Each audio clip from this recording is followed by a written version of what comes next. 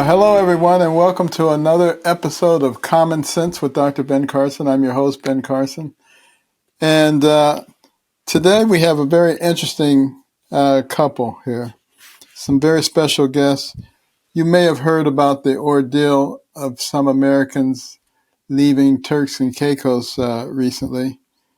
And interestingly enough, Ryan and Valerie were among those people. And as they were leaving, the security found a couple of shell casings or something of that nature in the luggage and detained them. At least Ryan. They let Valerie go back home because she had small children. But I believe he had to stay there for almost 2 months awaiting trial. And can you guys just tell us what exactly is the real story? How did everything happen? And was the vacation pleasant up until that time?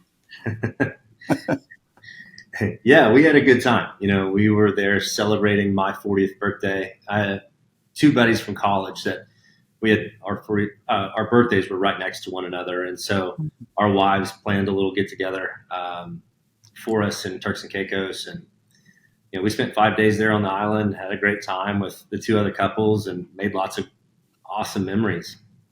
And then when we were leaving to go back home, we were going through the TCI airport, and the carry-on luggage that I was carrying for the two of us, unbeknownst to us, had 4 rounds of ammunition from a previous hunting trip that had fallen into the lining of the bag. So, it was originally reported that it was in a pocket, and it truly wasn't a pocket. The lining of the bag zips out. So the customs agent pulled the bag, tore it apart. They had to run it back through the scanner several times in order to even locate where the ammunition was. And they pulled it out and held it up. And, I thought, oh, goodness gracious, this is a pretty dumb mistake. But, I didn't think anything of it. I have friends that have traveled with ammunition in the past and have heard, you get maybe a verbal reprimand and they throw it away and you're on your way. But unfortunately, that was not the case for us. So. No, obviously not. And did they take you immediately to custody, or did they say, go back to your resort? No, we were told that we needed to speak to a police officer, so they told us to stay off to the side. A gentleman in just plain clothes walked up, looked at my ticket and looked at my passport and made the comment. He's like, "Hey, you're not going to make that flight." And I was like, "Okay, we'll have to catch the next one." So he walked us outside of the airport. 2 other plainclothes police officers showed up in like a little ratty old SUV. And they looked at our tickets and they said, "Yeah, you're going to come with us." And so they put us in this car. At first I wasn't, I think both of us were thinking that we were going to get, shooken down for a bribe, or, I wasn't even sure that these were actual police officers in the beginning. It seemed very suspect. Didn't feel very official in the beginning, and I started sharing our location with the other couple that was leaving the same day as us, and because I just had a really weird feeling, and I was like, I don't know what's going to happen, but you guys need to know where we are, so here's our location, because they didn't take our phones away from us, and we were immediately taken to that, what was it called? It's their special crimes building, which it's an unmarked building. They walked us up to the second story and put us in a room. We were in a room together, an interrogation room. And we were there for about the next 4 hours, probably. Yeah, they interrogated us for about 4 hours. And this whole time I'm thinking they're going to ask me for some money. And, I'm not really, I'm taking it serious, but I have no idea what they're about to tell us next. And I said, can I call my mother and let her know that we're going to be late? And she's got our children. And I was like, she needs to know that we're going to be late. And the guy started laughing. He's like, you guys don't get it. He's like, you're both going to prison for 12 years. At that point, Valerie broke That's what down. they said that? Yeah. Oh yeah, this, we were told the entire time up until my trial that it was no questions asked. It was going to be 12 years in prison. Yeah, they told us in that moment, they said, this is a mandatory minimum 12-year prison sentence. It doesn't matter if you have a firearm or just ammunition or both. It's mandatory minimum 12-year prison sentence. So, Well, what if somebody doesn't like you and they slip something into your luggage? Then you got to Could be be the there for case. 12 years? Yeah, could be the That's case. that's crazy. Yeah, yeah. So So was it comfortable, the place where they were going to keep you? no, no.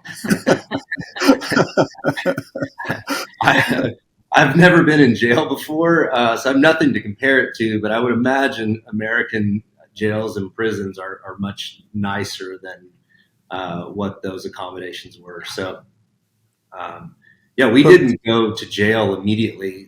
So they were trying to take us that first day, both to jail. And Valerie asked, "Am I going to be cold?" And that's whenever my husband, protective instinct, I think. instincts fired off. And I was like, "Look, guys," I was like, "I don't care what has to happen right here and right now." I was like, "But I promise you this, my wife's not going to end up in a jail cell." It's like, so we need to figure something else out. I started negotiating with the police officer, and finally he came back and he said, "We'll offer you a police bail." He said, "But you need to find a local that's willing to put up an asset, the equivalent of your bail." I was like, "Well, I don't even know what my bail is." And they're like, "It'll be $10,000. And I was like, "So I have to find a local?" And he's like, "Yeah, it has to be a respected local that has an asset that they're willing to hand over the title to, um, for your bail." And I was like, "How are we supposed to know that? How are we supposed to find that? We're tourists, Well, as Valerie mentioned, we'd snuck our phones in, and so we had. Well, they didn't really sneak them in. They just never took them. Never took We still right. had our phones. Oh, that was good. We started messaging the couples that we were traveling with. They got in touch with the driver who had been driving us around that week, and out of the goodness of his heart, he came and actually put up the title to his vehicle so that we could be out on bail together that weekend. We were under the strict orders that we're going to come back on the 15th, and I was going to have to give a recorded interview stating that it was my ammunition and my bag, and that Valerie had no knowledge or nothing to do with it. And so we said, okay, we handed over our passports. We had to book a hotel. They needed to know where we were going to stay. Yeah.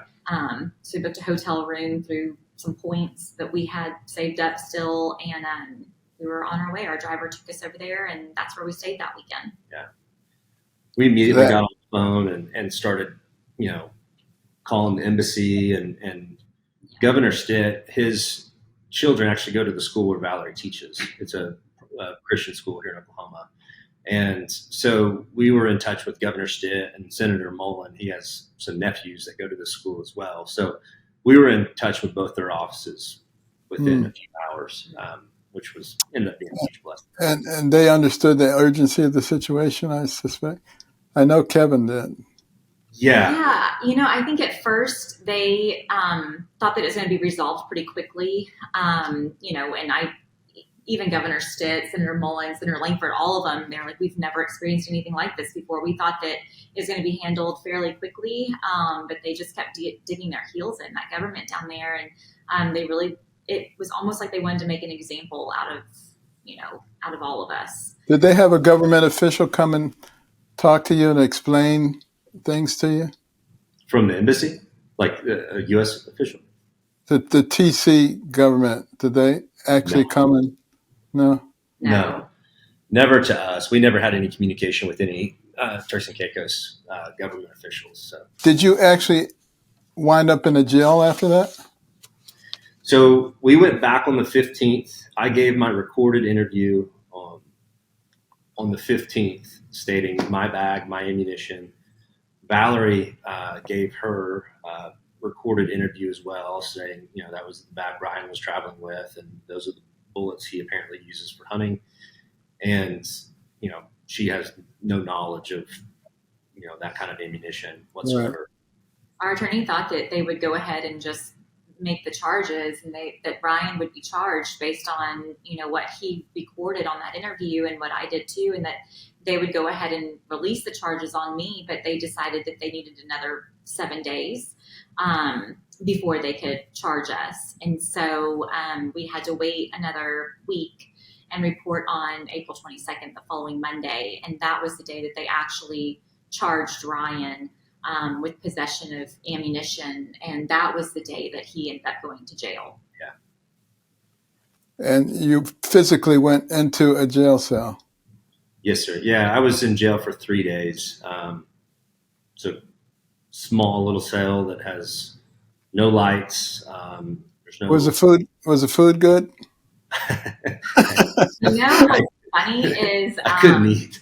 yeah, his mom. So they will bring in food, but his mom would bring him food because they don't provide you anything. It's not like what you see in because again, we don't know what jail's like here in America, but when you watch shows, you're given like an outfit or a blanket. You're given certain things when you walk in, Right.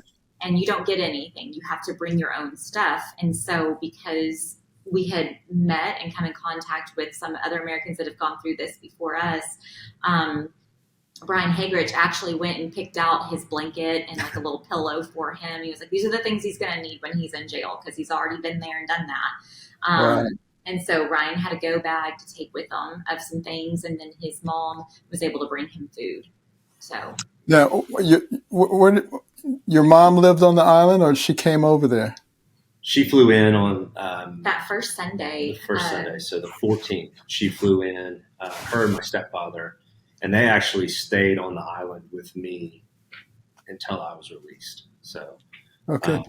it was a huge blessing. They were a huge support system for us. Well, yeah, all of them. You were in jail for 3 days. The other time, were you able to stay in a hotel? So we had an Airbnb rented.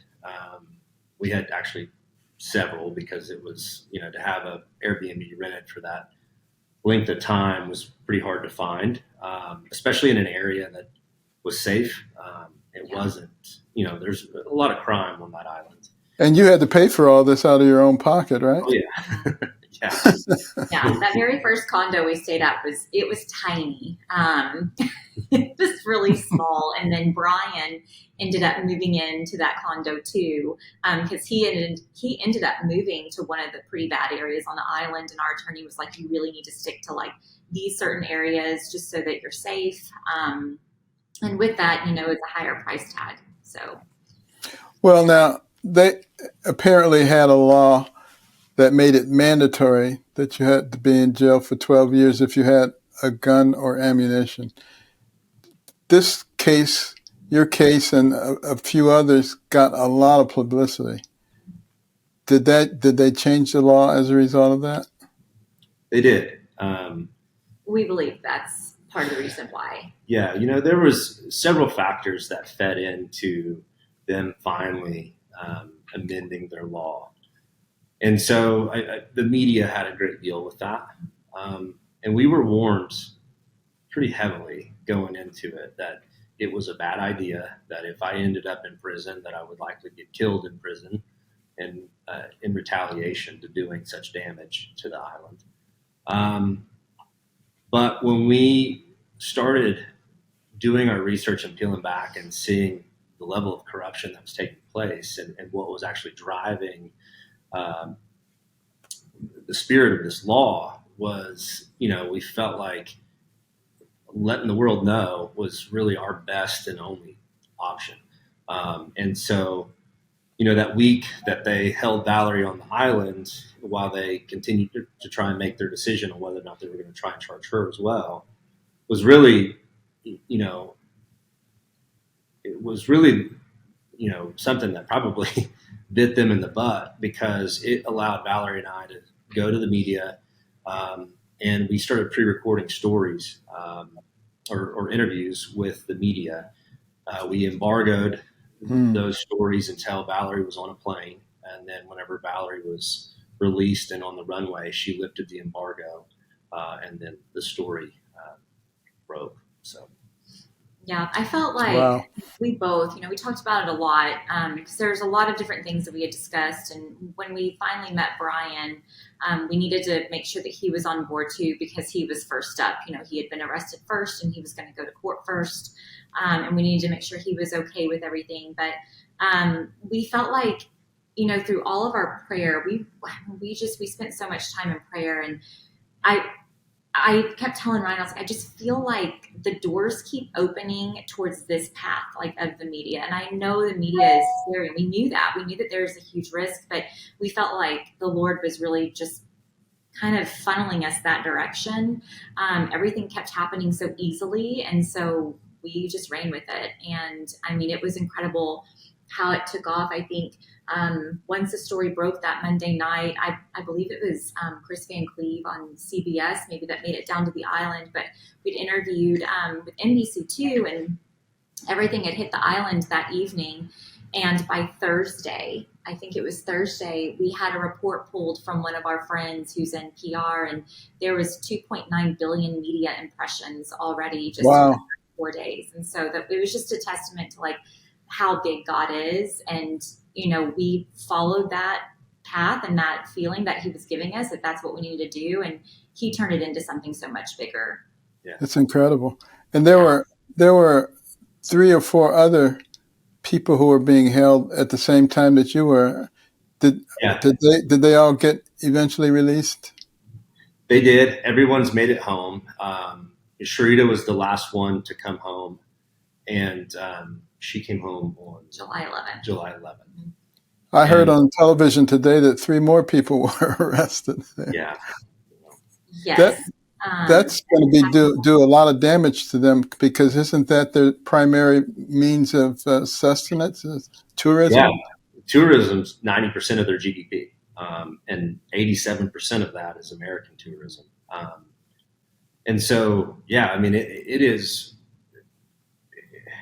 The hard part about it is there's some amazing locals there on the island, and some people that treated us with just an unreasonable amount of grace and compassion. And we know that the backlash that the island's receiving because of the action of a small faction of their government is going to be damning to those that were so kind to us. It's going to hurt them the most, and that was the hard part to process. But at the end of the day, in order for change, there has to be pressure, and so the the island has got a lot to do to undo their black eye, but there is, unfortunately, it's an island of 50,000 people, and less than 4,000 of them can vote because you have to be one of the original families to vote on that island. And unfortunately, a lot of those original families hold resentment towards Americans because American development came in and bought up the land, and they feel like they probably bought it for pennies on the dollar. Now, these families have a hard time living on the island because all their so expensive. the cost of everything is just unbelievable. Right. And if 90% of your GDP is tourism, you're going to go to school and likely end up working in a resort or working to serve Americans on vacation, and naturally that's going to breed a little resentment. And so whenever the government pushed for this 12-year minimum mandatory sentence with the appellate court, the original drafting of it was riddled with verbiage like American tourist and American visitors, and then when it finally went into law, their just intent, said tourists. It just said tourists, but when you'd sit in a courtroom and their prosecutors constantly saying Americans, these Americans, it's very evident that there is that resentment, I think, there. Well, I would certainly think twice about going there now after that experience. But how did you get through U.S. screening with those bullet casings? I don't understand because I was coming back to the airport recently, and I had gone to a ceremony, and they gave everybody some bullet casings that had words printed on them. They didn't have any live ammunition in it. Right. And they took it. They said, you can't go on an airplane with that. So I don't know how in the world you got through with live ammunition. I wish I had your TSA security. My summer would have looked a lot different. It's have you heard from them? Have you heard from the United States screening service and whether they're doing anything about this? I personally have not. I know that they did file a report that stated that they went back and reviewed the footage of that bag being carried on. And I guess they went back and looked at the x-ray footage, and they did in fact miss that ammunition. They stated that there were actions taken. They didn't go into detail. Retrain, maybe, I think, to kind of go through the retraining process or something. Even if they had found it, all they would have done is take it away. Here it's just a noxious accident, where it's very benign. They take it, they maybe give you a talking to, and they toss it in the trash. Even more egregious than mine, I think, was Sharita's case, because she was flying out of Orlando, and they stopped her bag and they pulled out a bottle of lotion and a bottle of, I think she said it was like perfume or body spray or something. And they pulled both those items out, but they didn't catch the 2 bullets that were in the lining of her bag. And, it just kind of, I guess it really shows, what, our TSA is focused on, and they're kind of looking for the, I don't know, liquids and, just sillier, non-harmful type of items. So.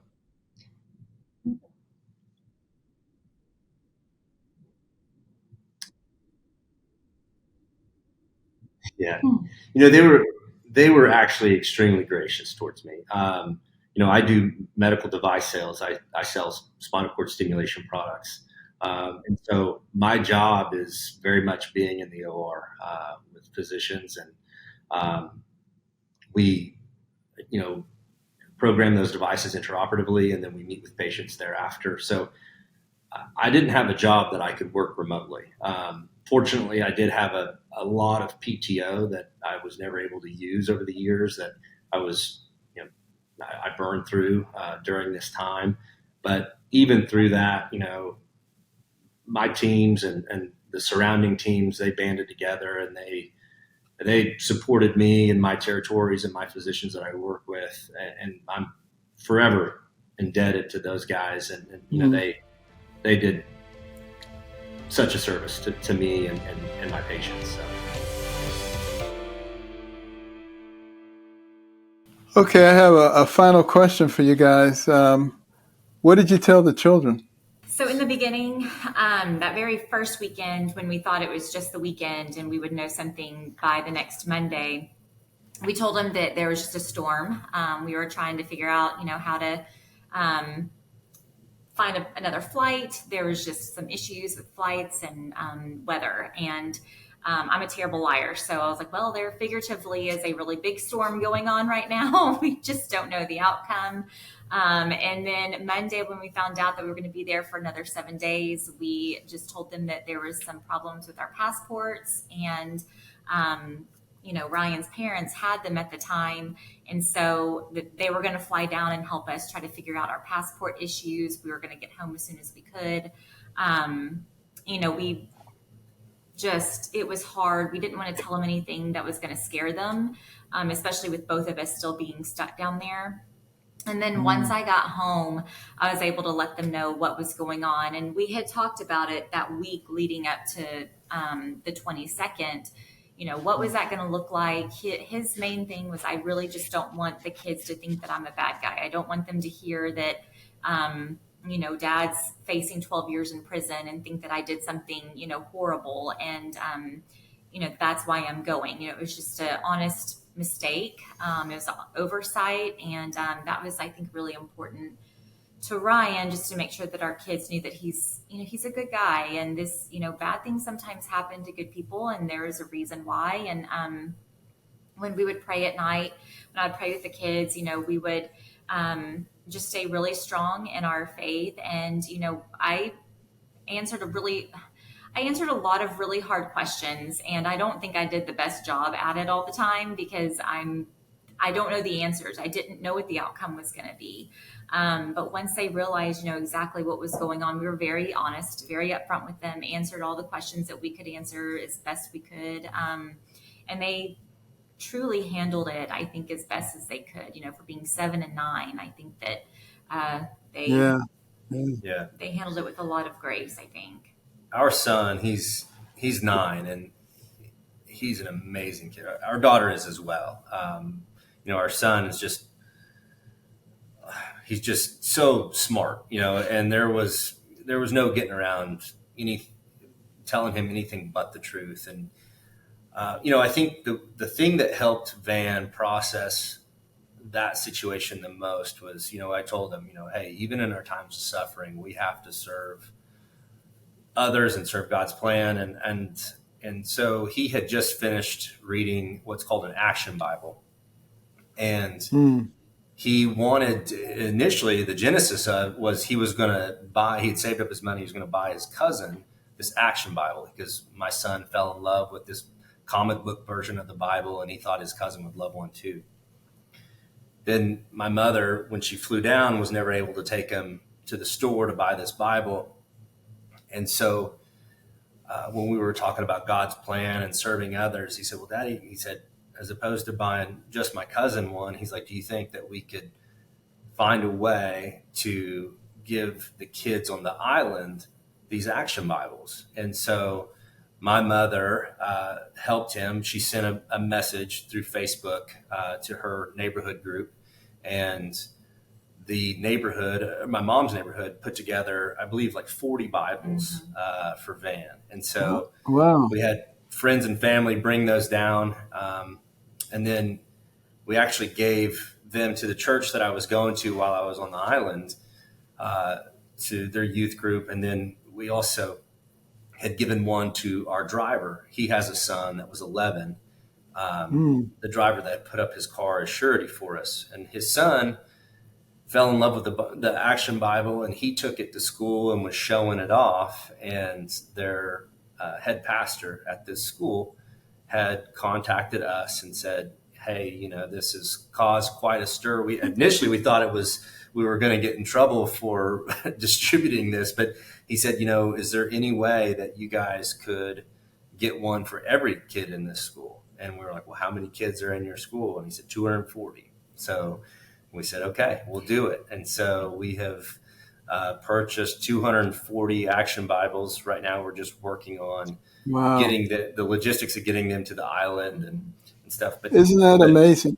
Yeah, but our 9-year-old boy, this little project of his has turned into something your arrest mates saved many souls. Yeah.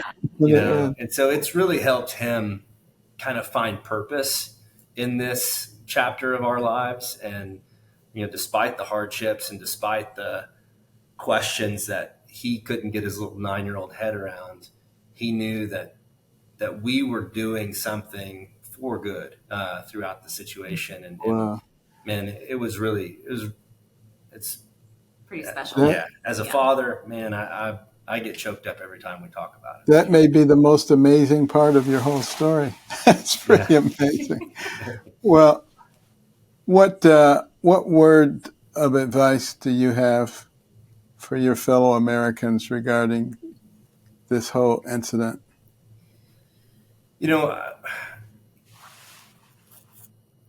Whenever I was, before we'd ever experienced this, I'd watch a movie and I'd see people get in trouble abroad, and I'd say, you'd see them run straight to the embassy, and, you were going to get aid and get,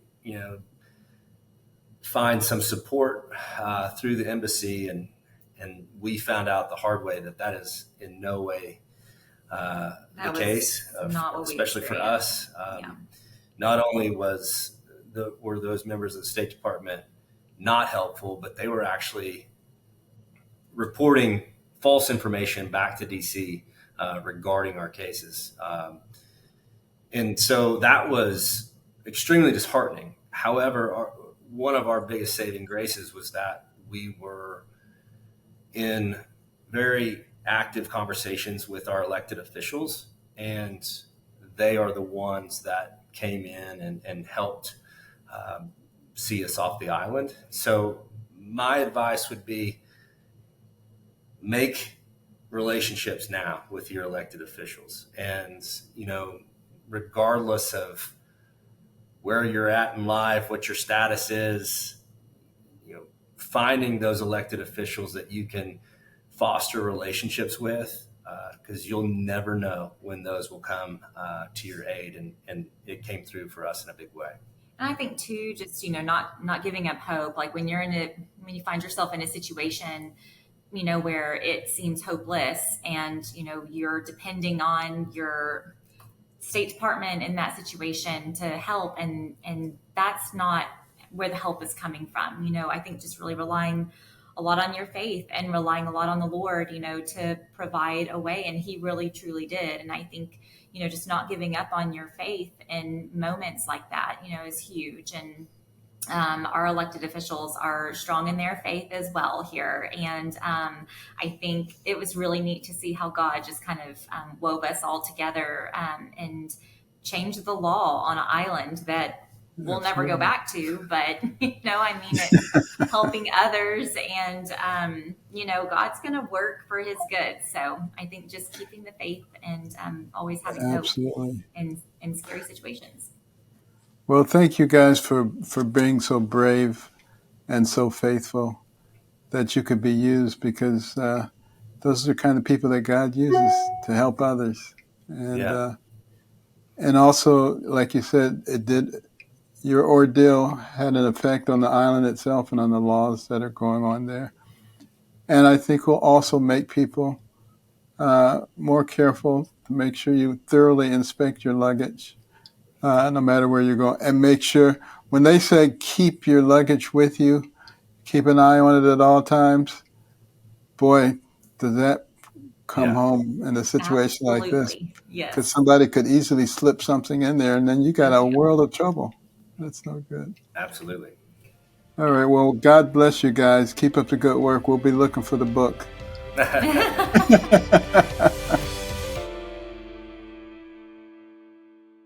Well, welcome back. It was wonderful having Ryan and Valerie Watson with us to share that amazing experience they had, and seeing how something good can come out of a bad situation.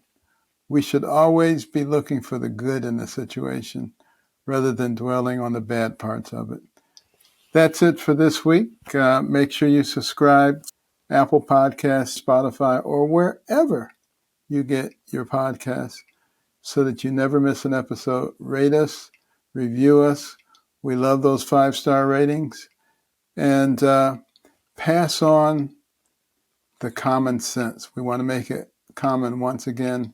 And remember the cornerstones: faith, liberty, community, and life. See you next week.